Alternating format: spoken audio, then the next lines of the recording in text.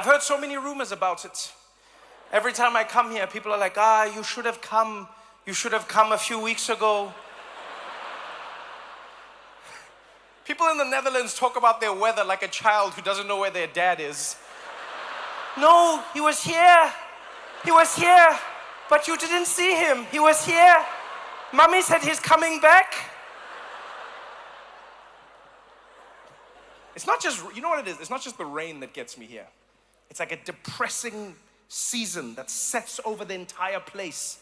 You know, the entire thing. It's just like I'm used to rain, okay? I grew up in South Africa, in Johannesburg, right? We have a lot of rain, right? Yeah. I live in New York City now. We get a lot of rain.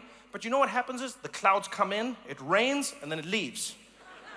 Even if it rains for long, if you look into the distance, you can see parts of the sky in other cities that have no clouds.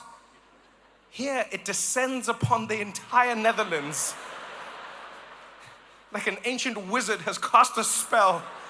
You look as far as you can. Like 2 days ago, when it hit like properly, it hit. I looked out of my window and I was like, this is not possible. There are no clouds. It is just cloud. It's gray. There's no shape.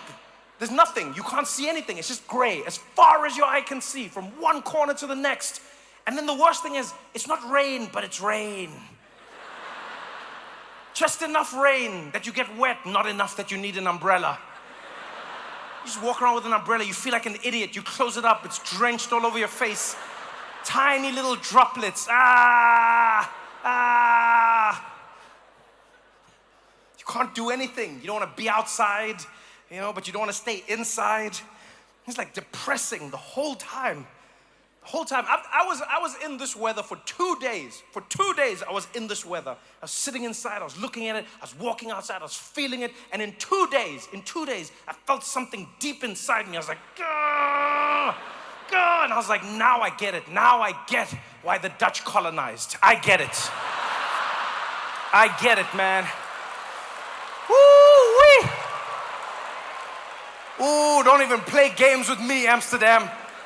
If I lived here for 6 months, after month 7, I would be like, ek moet 'n ander plek gaan. Ek wil near the countries of other mense.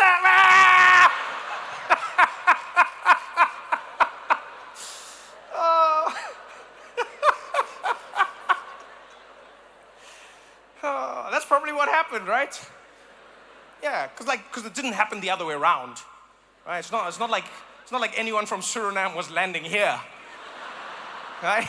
There's no African boats arriving here. Africans weren't building boats; they were having a good time, eating mangoes, enjoying the sunshine. The Dutch were like, we can't stay in this weather for any longer.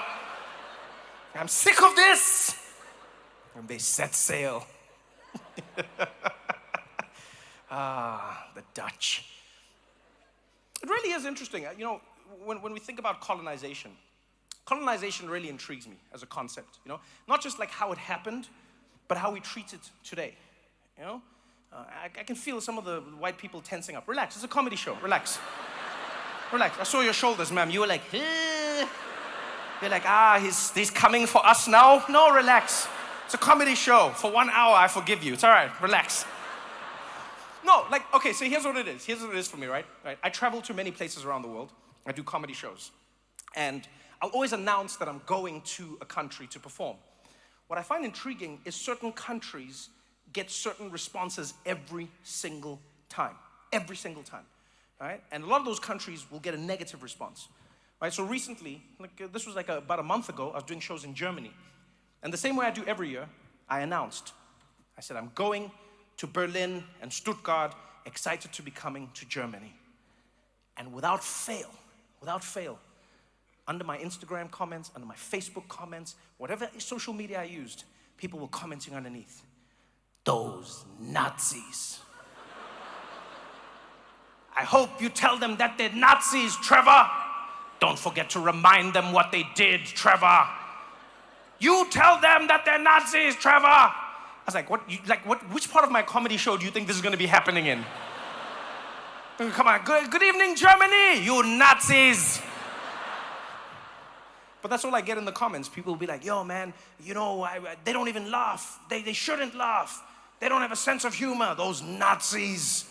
Don't ever forget what they did, Trevor. And I understand it. I do understand it. But what I find interesting is that I'll travel to other countries that also have a harrowing past. And this is not a moment to compare like the numbers and no. I just travel to places where they have a harrowing past. And I've noticed I don't get any of the same backlash. Like when I said I was coming to the Netherlands, people were just like, oh, enjoy the canals, woo! Yes, oh, Trevor, yeah, enjoy riding the bicycles, woohoo! Bring me back some weed, wah! I was like, what is it? What is it? Like, how come some countries have this and some countries don't? And I was in Germany for about a week. And being there for a week, I got to sample how they live, what they do, what they don't do. And after having a meal there one day, I think I figured it out. I think I figured out why some European nations have been able to shake off most of their colonial baggage, and some have kept more of it than others. The history of what they did. And it all lies in the food. Yeah, my grandmother taught me this lesson when I was really young, and I didn't understand it. I was too young to get it. My grandmother used to love cooking for me and the entire family. She's the greatest cook ever. She'd cook for all of us on a Sunday by herself. Didn't want anyone else in the kitchen because she didn't want anyone taking credit for what she made. The only person who was allowed to be with her was me. And so me and my grandmother in the kitchen, and she loved me. I was her favorite grandchild because I could eat the most. And so she would give me the food while she's cooking. She's like, what do you think? And I was like, I'm not sure. And she'd give me again and be like, I'm not sure. And she'd be like, you're so naughty, Trevor. And then she'd make some more food, And then one day, out of the blue, my grandma was busy cooking everything, making everything. And she turned and she gave it to me. And I was like, that's so good, Granny. And she said, you know what, Trevor? Can I tell you a secret? If you know how to cook well, you can make someone forget anything bad you've done. That's why your grandfather is still around. I was like, what? I didn't understand it. How could I? I didn't have the right information. Until recently, when I traveled to Europe and I actually spent time in these different countries, spent time sampling the culture, the life, and the food. And then I got it. All the countries that have been able to sort of like distract people are the countries that spent time in the kitchen. Yeah. Like the French. They have one of the worst legacies of colonization ever. Yeah. But when you ask them, you can't stay mad at them. You'll be like, yo, French, what did you do in Congo? They're like, what did I do with this croissant? Oh, have you tasted it? Oh, succulent. You go to Italians, you're like, what did you do in East Africa? They're like, but what did I do with this pizza? Mamma mia, look at this pasta, just a taste it. This is the true travesty. Oh my God. Even the Dutch, you got in on the game. People are like, what were you guys doing when the spice trade? And you guys like, what do you mean with the puffer cheese? You mean with a little puffer cheese? You want to have some puffer cheese? The Belgians were like, have a waffle. Forget about what we did in Africa. And then you get to Germany and they're like, would you like to try some sauerkraut? And you taste that shit and you're like, we will never forget. Never.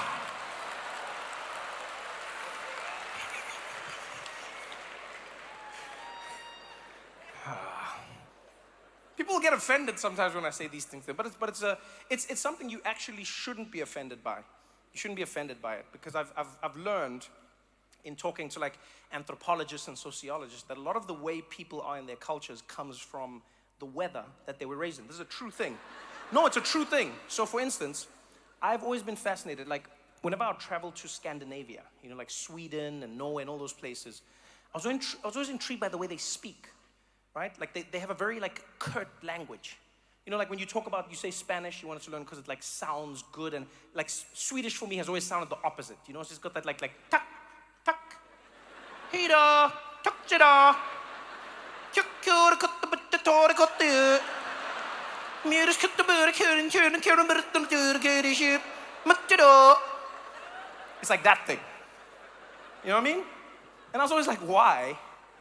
And it turns out that Swedish people, over generations, we're talking about like hundreds and hundreds and hundreds and hundreds and hundreds and hundreds of years, because they lived in a climate that was so cold, you couldn't afford to open your mouth wide when you speak. Right? Like I grew up in Xhosa culture. My mother's Xhosa, my grandmother's Xhosa, that's my whole family. Xhosa people grew up in South Africa, warm climate. So when we speak, we open our mouths. Molo, that's how we greet you. Molo mhlobo wam, usaphila, alright, hayi ndimbonile. You see? It's because we've got warm air. We can take our time. If you've been to Sweden in the winter, you understand. What, you can't wait, you can't mess around out there. You just gotta get them.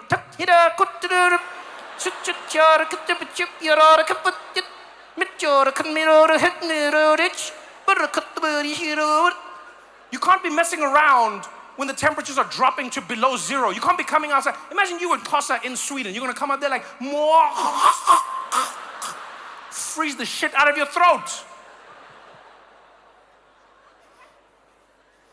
So I'm not saying you're not kind. I'm just saying you're not warm. You know, the Dutch are very, in the time I've been here, like very efficient. You know, very logical people. If it doesn't make sense to you, it just doesn't make sense.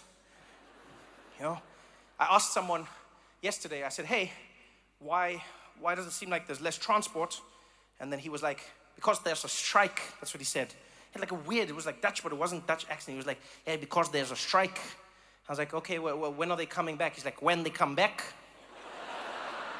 I was like, all right, I guess you don't know. Dutch are just very like, you know when you can see it? You can see it when you go around Amsterdam and you watch Dutch people riding bicycles. I've never been to a country where people do such a fun activity in such a serious way. Everywhere else in the world, people on a bicycle look like they are living the personification of happiness. Because that's what a bicycle is. It's goofy, it's silly. Your legs are going round and round. You're there with the little bell, pring, bring. That's like a fun time, yay! And then here in the Netherlands, straight back, straight body, focus. Focus, focus, focus, focus. We're going somewhere, focus, focus, focus. And God forbid you step in front of that bike. God forbid. Let me tell you something. I have never in my life been to a country where I would rather step in front of a car than a bicycle. I have never in my life, every day that I've been out here, I've forgotten. I'll step into the bicycle lane. You see them flying at you, and for safety, I'll jump to the cars because I know I've got a better chance of surviving. Your bike riders here do not give a shit. They do not give a shit. They come at you. It's almost like they go faster when they see you. You step into that lane, people lose their shit. Come at you full speed. Full speed.